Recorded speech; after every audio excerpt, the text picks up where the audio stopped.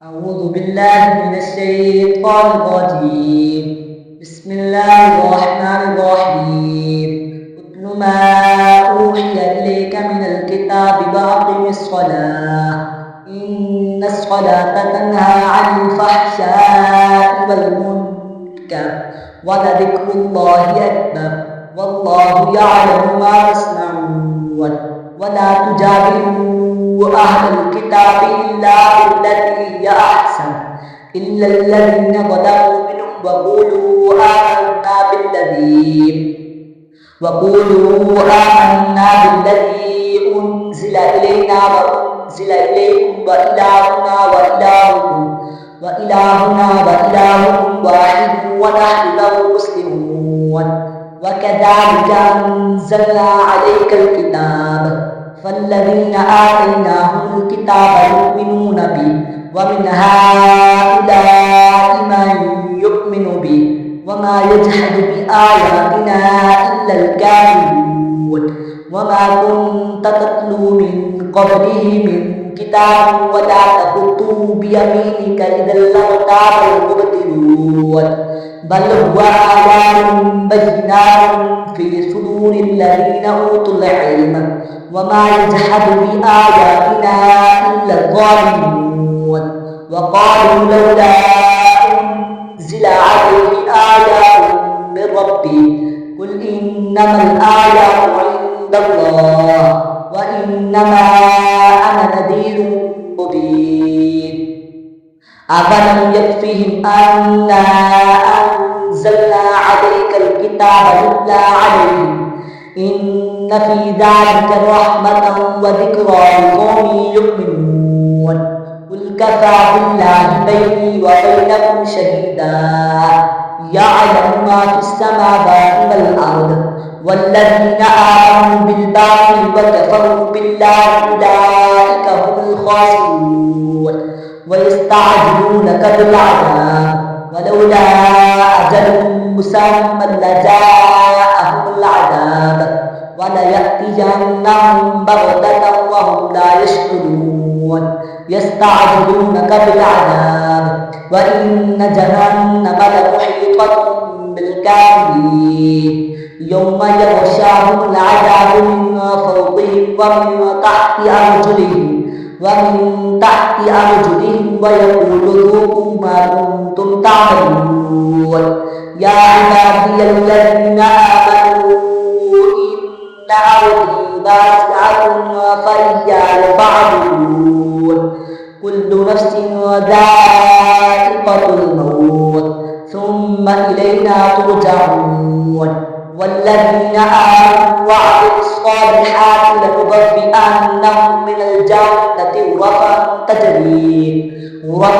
تجري من تحتها الأنهار خالدين فيها نعم أجر العاملين الذين صبروا وعلى ربهم يتوكلون. وكأي من دابة لا تحمل رزقها الله يرزقها وإياكم وهو السميع العليم. ولئن سألتم من خلق السماوات والأرض ليقولن الله فأنى يؤفكون. الله يرزق الرزق لمن يشاء من عباده ويقدر له إن الله بكل شيء عليم.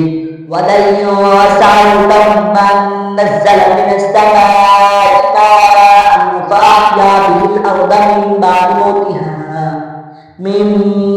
موتها ليقولن الله قل الحمد لله بل أكثرهم لا يعقلون. وما هذه الحياة الدنيا إلا لهو ولعب وإن الدار الآخرة لهي الحيوان لو كانوا يعلمون. فإذا ركبوا في الفلك دعوا الله مخلصين له الدين فلما نجاهم إلى البر إذا هم يشركون ليكفروا بما آتيناهم وليتمتعوا فسوف يعلمون. أفلم يروا أنا جعلنا حرما آمنا ويتخطف الناس من حولهم أفبالباطل يؤمنون وبنعمة الله يكفرون ومن أظلم ممن افترى على الله كذبا أو كذب بالحق لما جاءه أليس في جهنم مثوى للكافرين والذين جاهدوا فينا لنهدينهم سبلنا وإن الله لمع المحسنين بسم الله الرحمن الرحيم ألف لام ميم غلبت الروم في أدنى الأرض وهم من بعد غلبهم سيغلبون في بضع سنين لله الأمر من قبل ومن بعد ويومئذ يفرح المؤمنون بنصر الله ينصر من يشاء وهو العزيز الرحيم وعد الله لا يخلف الله وعده ولكن أكثر الناس لا يعلمون يعلمون ظاهرا من الحياة الدنيا وهم عن الآخرة هم غافلون أفلم يتفكروا في أنفسهم ما خلق الله السماوات والأرض وما بينهما إلا بالحق وأجل مسمى وإن كثيرا من الناس بلقاء ربهم لكافرون أفلم يسيروا في الأرض فينظروا كيف كان عاقبة الذين من قبلهم كانوا أشد منهم قوة وأثاروا الأرض وعمروها أكثر مما عمروها وجاءتهم رسلهم بالبينات فما كان الله ليظلمهم ولكن كانوا أنفسهم يظلمون ثم كان عاقبة الذين أساءوا سوءا أن كذبوا بآيات الله وكانوا بها يستهزئون أم أنزلنا عليهم سلطانا فهو يتكلم بما كانوا به يشركون ما كانوا يكسبون الله يبدأ الخلق ثم يعيده ثم إليه ترجعون ويوم تقوم الساعة يبلس المجرمون ما لبثوا غير ساعة الله يبدأ الخلق ثم يعيده ثم إليه ترجعون ويوم تقوم الساعة يبلس المجرمون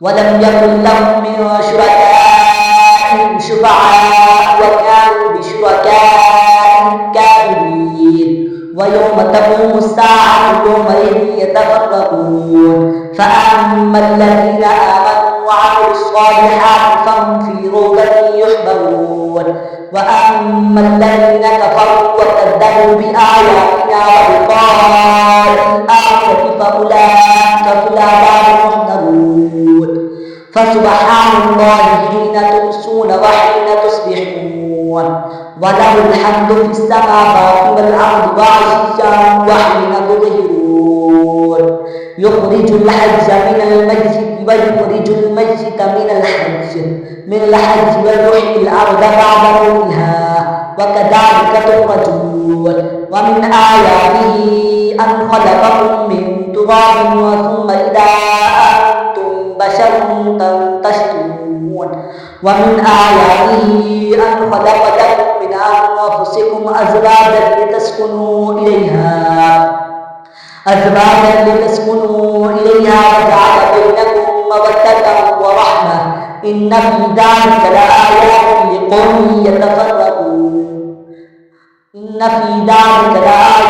لقوم يتفكرون ومن آياته خلق السماوات والأرض واختلاف ألسنتكم وألوانكم إن في ذلك لآيات للعالمين ومن آياته منامكم بالليل والنهار وابتغاءكم من فضله إن في ذلك لآيات لقوم يسمعون ومن آياته يريكم البرق خوفا وطمعا وينزل من السماء ماء فيحيي به الأرض بعد موتها إن في ذلك لآيات لقوم يسمعون ومن آياته يريكم البرق خوفا وطمعا ومما رزقناهم ينفقون ومن آياته يريكم البرق خوفا وطمعا ومما رزقناهم ينفقون ومن آياته يريكم البرق خوفا وطمعا وينزل من السماء ماء فيحيي به الأرض بعد موتها إن في ذلك لآيات لقوم يعقلون وله من في السماوات إن في ذلك لآيات لقوم يعقلون ومن آياته أن تقوم السماء والأرض بأمره ثم إذا دعاكم دعوة من الأرض إذا أنتم تخرجون وله من في السماوات والأرض كل له قانتون وهو الذي يبدأ الخلق ثم يعيده وهو أهون عليه وله المثل الأعلى في السماوات والأرض وهو العزيز الحكيم ضرب لكم مثلا من أنفسكم هل لكم مما ملكت أيمانكم من شركاء فيما رزقناكم فأنتم فيه سواء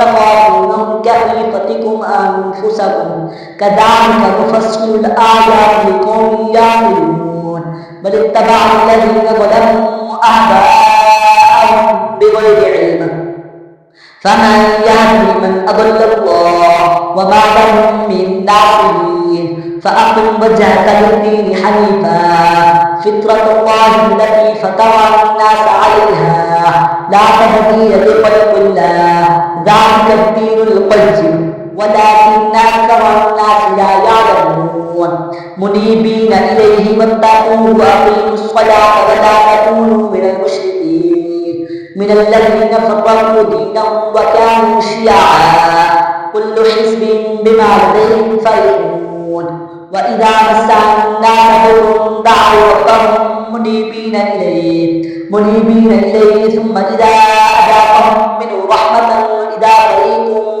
بربهم يشركون ليكفروا بما آتيناهم فتمتعوا فسوف تعلمون أم أنزلنا عليهم سلطانا فهو يتكلم بما كانوا به يشركون وإذا أذقنا الناس رحمة فرحوا بها وإن تصبهم سيئة بما قدمت أيديهم إذا هم يقنطون أفلم يروا أن الله يبسط الرزق لمن يشاء ويقدر إن في ذلك لآيات لقوم يؤمنون فآت ذا القربى حقه والمسكين وابن السبيل ذلك خير للذين يريدون وجه الله وأولئك هم المفلحون وما آتيتم من ربا ليربو في أموال الناس فلا يربو عند الله وما آتيتم من زكاة تريدون وجه الله فأولئك هم المضعفون الله الذي خلقكم ثم رزقكم ثم يميتكم ثم يحييكم هل من شركائكم من يفعل من ذلكم من شيء سبحانه وتعالى عما يشركون ظهر الفساد في البر والبحر بما كسبت أيدي الناس ليذيقهم بعض الذي عملوا لعلهم يرجعون قل سيروا في الأرض فانظروا كيف كان عاقبة الذين من قبل كان أكثرهم مشركين فأقم وجهك للدين القيم من قبل أن يأتي يوم لا مرد له من الله يومئذ يصدعون من كفر فعليه كفر ومن عمل صالحا فلأنفسهم يمهدون ليجزي الذين آمنوا وعملوا الصالحات من فضله إنه لا يحب الكافرين. ومن آياته أن يرسل الرياح مبشرات وليذيقكم من رحمته ولتجري الفلك بأمره ولتبتغوا من فضله ولعلكم تشكرون. ولقد أرسلنا من قبلك رسلا إلى قومهم فجاءوهم بالبينات فانتقمنا من الذين أجرموا وكان حقا علينا نصر المؤمنين. الله الذي يرسل الرياح فترسل سحابا فيبسطه في السماء كيف يشاء ويجعله كسفا فترى الودق يخرج من خلاله فإذا أصاب به من يشاء من عباده إذا هم يستبشرون. وإن كانوا من قبل أن نزل عليهم من قبله لمبلسين.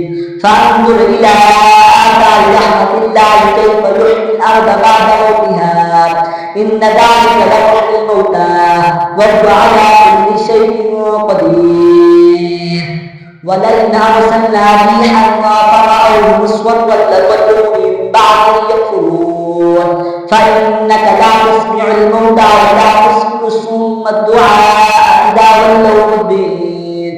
وما أنت بهاد العمي عن ضلالتهم إن تسمع إلا من يؤمن بآياتنا فهم مسلمون. الله الذي خلقكم من ضعف ثم جعل من بعد ضعف قوة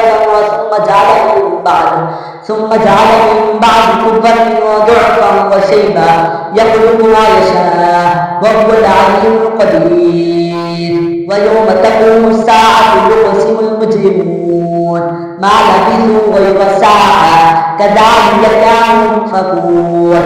وقال الذين أوتوا العلم والإيمان لقد لبثتم في كتاب الله إلى يوم البعث فهذا يوم البعث ولكنكم كنتم لا تعلمون. فيومئذ لا ينفع الذين ظلموا معذرتهم ولا هم يستعتبون. ولقد ضربنا للناس في هذا القرآن من كل مثل ولئن جئتهم بآية ليقولن الذين كفروا إن أنتم إلا مبطلون. كذلك يطبع الله على قلوب الذين لا يعلمون. فاصبر إن وعد الله حق ولا يستخفنك الذين لا يؤمنون. بسم الله الرحمن الرحيم. ألف لام تلك آيات الكتاب الحكيم هدى ورحمة للمحسنين الذين يقيمون الصلاة ويؤتون الزكاة وهم بالآخرة هم يوقنون. أولئك على هدى من ربهم وأولئك هم المفلحون. ومن الناس من يشتري لهو الحديث ليضل عن سبيل الله بغير علم ويتخذها هزوا أولئك لهم عذاب مهين. وإذا تتلى عليه آياتنا ولى مستكبرا كأن لم يسمعها كأن في أذنيه وقرا فبشره بعذاب أليم. إن الذين آمنوا وعملوا الصالحات لهم جنات النعيم خالدين فيها وعد الله حقا وهو العزيز الحكيم. خلق السماوات بغير عمد وتركها وألقى في الأرض رواسي أن تميد بكم وبث فيها من كل دابة وأنزلنا من السماء ماء فأنبتنا فيها من كل زوج كريم. هذا فضل الله فأروني ماذا خلق الذين من دونه بل الظالمون في ضلال مبين. ولقد آتينا لقمان الحكمة أن يشكر لله ومن يشكر فإنما يشكر لنفسه ومن كفر فإن الله غني حميد. وإذ قال لقمان لابنه وهو يعظه يا بني لا تشرك بالله إن الشرك لظلم عظيم. ووصينا الإنسان بوالديه حملته أمه وهنا على وهن وفصاله في عامين أن اشكر لي ولوالديه إليك المصير وإن جاهداك على أن تشرك بما ليس لك به علم فلا تطعهما وصاحبهما في الدنيا معروفا واتبع السبيل من أناب إلي ثم إلي مرجعكم فأنبئكم بما كنتم تعملون يا بني إنها إن وتكن مثقال حبة من خردل فتكن في سفرة أو في السماوات أو في الأرض يأتي بها الله إن الله لطيف خبير يا بني أقيموا الصلاة وأمروا بالمعروف ونهى عن المنكر واصبر على ما أصابك إن ذلك من عزم الأمور ولا تصاعر خدك للناس ولا تمش في الأرض مرحا إن الله لا يحب كل مختال فخور واقصد في مشيك واغضض من صوتك إن أنكر الأصوات لصوت الحمير صدق الله العظيم